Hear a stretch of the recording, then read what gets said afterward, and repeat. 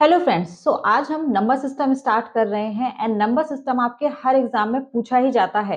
Number system से 2 से लेकर 3 क्वेश्चन हर एग्जाम में पूछे जाते हैं। अभी रिसेंटली आपका सीटेट का एग्जाम हुआ है, उसमें भी आपके नंबर सिस्टम से क्वेश्चन पूछे गए हैं। एंड अपकमिंग जो टीचिंग एग्जाम है जो आपके 2026 में होने वाले हैं, उन सभी में आपके 2 से 3 क्वेश्चन आपके नंबर सिस्टम से पूछे जाएंगे। स्टार्ट करते हैं आज की class. Number system, what is number system? संख्या पद्धति होती क्या है? ठीक है, संख्या पद्धति किसे कहते हैं? तो आपने नंबर जो है बहुत ही पहले से पढ़ रखे हैं कि नंबर्स क्या होते हैं। अगर आप एक छोटे बच्चे की बात करेंगे तो उसके पॉइंट ऑफ व्यू से नंबर सिस्टम क्या होता है कि नंबर्स को ही वो नंबर सिस्टम समझेगा। ठीक है, तो अगर हम एक छोटे बच्चे की बात करेंगे, अगर हम उससे पूछेंगे कि नंबर्स क्या हैं, तो उसका मतलब होता है कि नंबर्स दैट मीन 1 से आपके स्टार्ट होते हैं एंड इंफिनिटी तक जाते हैं। तो नंबर्स आपके 1 से स्टार्ट होते हैं and number system, what is number system? संख्या पद्धति होती क्या है? अगर हम एक छोटे बच्चे की बात करेंगे, अगर हम उससे पूछेंगे कि नंबर्स क्या हैं, तो उसका मतलब होता है कि नंबर्स दैट मीन 1 से आपके स्टार्ट होते हैं एंड इंफिनिटी तक जाते हैं। तो नंबर्स आपके 1 से स्टार्ट होते हैं एंड इंफिनिटी तक जाते हैं। बट यहाँ पर आपने देखा होगा कि आपके जो नंबर्स हैं वो नेगेटिव भी होते हैं एंड नंबर आपका जीरो भी होता है। तो जीरो को हम किस में रखते हैं, किस कैटेगरी में रखते हैं? एंड आपके जो पॉजिटिव नंबर्स होते हैं 1 2 3 4 5, इनको हम किस कैटेगरी में रखते हैं? एंड -1 -2 -3, इनको हम किस कैटेगरी में रखते हैं? तो नंबर सिस्टम में हम क्या करते हैं, बेसिकली हम सारे नंबर्स को क्या करते हैं, डिवाइड करते हैं। ठीक है, तो नंबर्स को उनकी कैटेगरी में डिवाइड कर देना ही नंबर सिस्टम है या संख्या पद्धति है। ठीक है, हम सभी को पता है कि नंबर्स नेगेटिव होते हैं, पॉजिटिव होते हैं, जीरो होते हैं, बट इनको बोलते क्या है, इनको कैसे कैटेगराइज किया गया है, ये हम नंबर सिस्टम में पढ़ने वाले हैं। ओके, तो सबसे पहले आपके जो नंबर्स हैं वो बेसिकली 2 पार्ट्स में डिवाइड होते हैं। पहला है आपका रियल नंबर एंड सेकंड है आपका इमेजिनरी नंबर। ठीक है, अब रियल नंबर्स क्या होते हैं, इनको हिंदी में वास्तविक संख्या बोला जाता है एंड इमेजिनरी नंबर को काल्पनिक संख्या कहा जाता है। हिंदी और इंग्लिश का कोई भी इशू आपको नहीं होगा वीडियो में, क्योंकि मैं आपको इंग्लिश के साथ साथ हिंदी में भी डिस्क्राइब करती हुई चलूंगी। ठीक है, सो रियल नंबर्स क्या होते हैं, काल्पनिक नंबर समझ लेते हैं पहले, क्योंकि इसमें कुछ भी ज्यादा पढ़ने के लिए नहीं है। आपके इमेजिनरी नंबर वो होते हैं जिनमें आपने देखा होगा अंडर रूट के अंदर अगर -1 लिखा है तो वो आपका इमेजिनरी नंबर है। अंडर रूट के अंदर अगर -3 लिखा है तो वो भी आपका इमेजिनरी नंबर है। अगर किसी ने 12th या ग्रेजुएशन में मैथ्स पढ़ी होगी तो उसको पता होगा कि इमेजिनरी नंबर को आई से रिप्रेजेंट किया जाता है, स्मॉल आई से रिप्रेजेंट किया जाता है। मैं लिख देती हूँ यहाँ पे कि इमेजिनरी नंबर आपके स्मॉल आई से इसको रिप्रेजेंट किया जाता है। ये होते क्या है, ये आपके अंडर रूट के अंदर अगर आपका कोई भी नंबर है और वो नेगेटिव है तो उसको इमेजिनरी नंबर कहा जाता है। जैसे मैं यहाँ पर लिख देती हूँ -4। ठीक है, तो क्या ये आपका इमेजिनरी नंबर है? यस, ये भी आपका एक इमेजिनरी नंबर होता है, क्योंकि अंडर रूट के अंदर आप माइनस को कैसे डिनोट करेंगे, उसको आप कैसे बाहर निकालेंगे? मान लीजिए आपने 4 को तो लिख लिया, आपको पता है कि आप अंडर रूट 4 को क्या लिखते हैं, आप 2 लिखते हैं, लेकिन आप माइनस को क्या लिखेंगे रूट के बाहर? तो जब भी आपका कोई भी नंबर नेगेटिव है और वो अंडर रूट के अंदर है तो वो आपका इमेजिनरी नंबर होता है। ओके, इसके बाद आ जाते हैं हम रियल नंबर्स। तो आपके रियल नंबर्स क्या होते हैं? रियल नंबर्स को बेसिकली 2 पार्ट्स में डिवाइड किया जाता है, rational number and irrational number. Rational को बोलते हैं परिमेय संख्या एंड इररेशनल को बोलते हैं अपरिमेय संख्या। अब रैशनल क्या होता है? सो रैशनल को भी 3 पार्ट्स में डिवाइड किया गया है, नेचुरल, होल एंड इंटीजर। प्राकृतिक, पूर्ण संख्या, इंटीजर दैट मीन्स पूर्णांक कहते हैं जिसको। ठीक है, सो नेचुरल नंबर्स क्या होते हैं, इसमें कुछ भी समझने का नहीं है ज्यादा। नेचुरल नंबर्स का मतलब होता है जहां से आपकी काउंटिंग स्टार्ट होती है। ठीक है, तो जहां से आप काउंटिंग को स्टार्ट करते हैं वो आपके नेचुरल नंबर होते हैं, 1 2 3 4 5 एंड सो ऑन। इसके बाद है आपका होल नंबर। अब होल नंबर क्या होता है यहाँ पर देख लेते हैं। तो होल नंबर आपके वो नंबर होते हैं जिनमें आप जीरो को भी इंक्लूड कर लें। दैट मीन्स नेचुरल नंबर के साथ अगर आपने जीरो को भी इंक्लूड करके लिखा हुआ है तो वो आपकी पूर्ण संख्या या वो आपके होल नंबर कहलाते हैं। ठीक है, फॉर एग्जाम्पल 1 2 3 4 5 6 ये आपके नेचुरल नंबर है, बट अगर इसमें आप जीरो को भी इंक्लूड कर लेंगे, 0 1 2 3 4 5 6, तो ये आपका होल नंबर होगा। तो सिंपल है कि अगर नेचुरल नंबर में आप जीरो को भी इंक्लूड कर लेते हैं तो वो आपके होल नंबर्स कहलाते हैं। इसके बाद है आपका इंटीजर। मैं आपको सिर्फ अभी ओवरव्यू दे रही हूँ, इसके बाद हम डिटेल में भी पढ़ने वाले हैं। इंटीजर्स क्या होते हैं, पूर्णांक क्या होते हैं। अब हमने नेचुरल नंबर में 0 को इंक्लूड किया तो ये आपके होल नंबर बन जाएंगे, पूर्ण संख्या। अगर पूर्ण संख्या में आप नेगेटिव नंबर्स को भी इंक्लूड कर लेते हैं तो ये आपके पूर्णांक या इंटीजर्स कहलाते हैं, ठीक है। जैसे 0, 1, 2, 3, 4, 5, 6 एंड सो ऑन, ये आपकी पूर्ण संख्याएं हैं, ये आपके होल नंबर्स हैं। अगर इसी में आपने नेगेटिव नंबर्स को भी इंक्लूड कर लिया तो ये आपके पूर्णांक कहलाते हैं। बहुत ही इजी है, इसमें आपको कोई भी कंफ्यूजन नहीं होना चाहिए। नेचुरल नंबर 1 से स्टार्ट होते हैं, होल नंबर नेचुरल नंबर में अगर 0 को इंक्लूड कर लिया जाए तो वो आपके होल नंबर्स कहलाते हैं। एंड इंटीजर्स आपके वो होते हैं जिनमें आप होल नंबर के साथ साथ 0, 1, 2, 3 के साथ साथ आप नेगेटिव नंबर्स को भी इंक्लूड कर लेते हैं, वो आपके पूर्णांक कहलाते हैं, इंटीजर्स कहलाते हैं, ठीक है। अब हम डिटेल में पढ़ेंगे रैशनल नंबर क्या होते हैं, ठीक है। तो रैशनल नंबर क्या है, क्योंकि हमने नेचुरल, होल नंबर, इंटीजर तो समझ लिया, बट ये किसके पार्ट थे, ये रैशनल नंबर के पार्ट थे।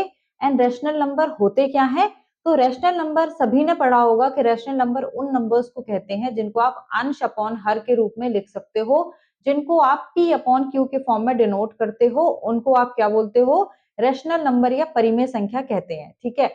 अब p अपॉन क्यू के फॉर्म में आप किन नंबर्स को लिख सकते हैं, किन नंबर्स को आप नहीं लिख सकते। अगर बात करें यहाँ पर 2, तो 2 क्या एक रैशनल नंबर है, द आंसर इज यस कि 2 एक रैशनल नंबर है। क्या 5 एक रैशनल नंबर है, द आंसर इज यस 5 एक रैशनल नंबर है। क्यों, क्योंकि आप 5 को क्या लिख सकते हैं, आप लिख सकते हैं 5 को 5 अपॉन 1। मैं यहाँ पे लिख देती हूँ, आप 5 को क्या लिख सकते हैं, आप 5 को लिख सकते हैं 5 अपॉन 1। तो 5 हो गया आपका p, एंड जो आपका 1 है वो क्या हो जाएगा, q हो जाएगा।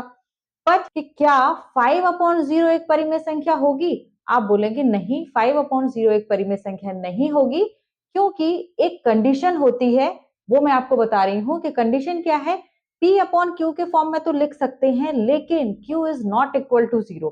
जो आपकी हर है, जो आपका q है, उसकी वैल्यू यहाँ पर 0 नहीं होनी चाहिए। दैट मीन्स न्यूमरेटर 0 आपका हो सकता है, बट रैशनल नंबर में आपका जो डिनोमिनेटर है, जो हर है, वो 0 नहीं होना चाहिए। यही आपकी डेफिनेशन होती है रैशनल नंबर की, कि जिस भी नंबर्स को आप p अपॉन q के फॉर्म में डिनोट करते हैं, बट वहां पर q आपका 0 नहीं होना चाहिए, वही आपका क्या होता है, रैशनल नंबर होता है। तो 5 आपका रैशनल नंबर है, बट 5 अपॉन 0 आपका रैशनल नंबर नहीं होगा। वाई, क्योंकि यहाँ पर डिनोमिनेटर 0 लिखा हुआ है। ओके, 1 होगा तो आपका वो रैशनल नंबर हो जाएगा, बस 0 नहीं होना चाहिए डिनोमिनेटर में, यही आपका रैशनल नंबर होता है। यहाँ पर कुछ क्वेश्चन है जो मैंने आपको होमवर्क में दिए हैं, 3 अपॉन 4, -4 अपॉन 5 एंड 1 अपॉन 2। ये आपको बताने हैं कि इनमें से कौन सा रैशनल नंबर है और कौन सा रैशनल नंबर नहीं है। अब बात करें अगर 0 की, तो बताइए क्या 0 एक रैशनल नंबर होगा, 0 एक रैशनल नंबर है या नहीं है। तो 0 भी एक रैशनल नंबर है। क्यों है, बहुत सारे स्टूडेंट जो होते हैं वो इसको समझते हैं कि रैशनल नंबर नहीं है 0, बट ये नहीं है। आपका जो 0 है वो भी रैशनल नंबर में ही काउंट होता है। क्यों, क्योंकि यहाँ पर ये नहीं बोला है कि p का मान 0 नहीं होना चाहिए या p की वैल्यू 0 नहीं होनी चाहिए। आपका p कुछ भी हो सकता है, वो 0 भी हो सकता है, वो 1 भी हो सकता है, वो कोई नेगेटिव नंबर भी हो सकता है, वो कुछ भी हो सकता है, लेकिन आपका जो हर है, जो डिनोमिनेटर है, वो 0 नहीं होना चाहिए।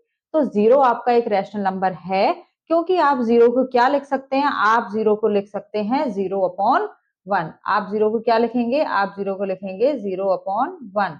आप 0 को 0 अपॉन 1 लिख सकते हैं, इसीलिए आपका जो 0 है वो एक रैशनल नंबर होगा, क्योंकि ये कंडीशन को फुलफिल करता है, डेफिनेशन को फुलफिल करता है। p यहाँ पर 0 है एंड जो आपका q है यहाँ पर वो कितना है, 1 है, ठीक है। तो 0 आपका एक रैशनल नंबर होता है। ये क्वेश्चन डायरेक्ट एग्जाम में पूछा जाता है। ओके,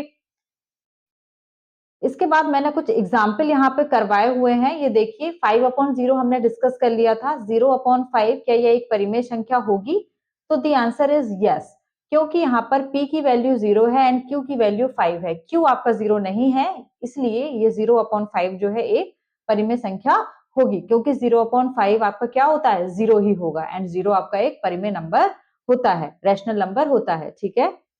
इसके बाद है आपका एग्जाम्पल नंबर 4 है, 15, -4, 3 ये डिस्कस करना है कि क्या ये रैशनल नंबर है या नहीं है। तो आप बताइए क्या ये रैशनल नंबर है। सबसे पहले आपको डिनोमिनेटर चेक करना है कि डिनोमिनेटर में अगर 0 नहीं है तो वो आपके सभी क्या होंगे, रैशनल नंबर होंगे। तो यहाँ पर सभी के डिनोमिनेटर में क्या है, 1 है, इसीलिए ये आपके सभी रैशनल नंबर में आ जाते हैं। ठीक है, इसके बाद है आपका इररेशनल नंबर। इररेशनल नंबर क्या होते हैं फ्रेंड्स? तो इररेशनल नंबर को हिंदी में बोलते हैं अपरिमेय संख्या। तो जिन्हें आप P अपॉन Q के फॉर्म में नहीं लिखा जा सकता उनको इररेशनल नंबर कहा जाता है। सिंपल है कि जिनको आप P अपॉन Q के फॉर्म में डिनोट करते हैं वो आपके रैशनल नंबर होते हैं, but Q is not equal to 0। लेकिन अपरिमेय इररेशनल की डेफिनेशन क्या होती है? जिनको आप P अपॉन Q के फॉर्म में नहीं लिख सकते वो आपके इररेशनल नंबर होते हैं।